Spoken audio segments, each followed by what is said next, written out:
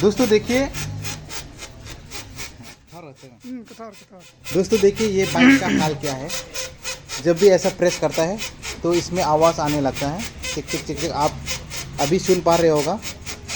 देखिए इसका समस्या क्या है, मैं आज आप लोग को दिखाने वाला हूँ, बताने वाला हूँ। देखिए तो यह समस्या यहाँ पर दिखाओ।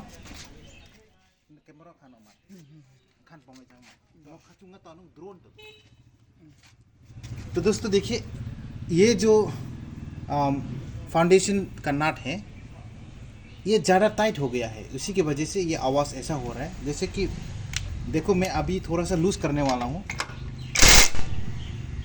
अच्छा प्रेस करो। देखिए मैंने लूज़ किया, अभी बंद हो गया। जो आवाज़ है वो बंद हो गया। आप भी अगर इस तरह का समस्या आपको फेस हो रहा है तो आप भी ऐसे थोड़ा लूज़ करते रहना, तो आवाज़ बंद हो जाएगा। तो आज के लिए इतना ही, मिलते हैं अगली वीडियो में।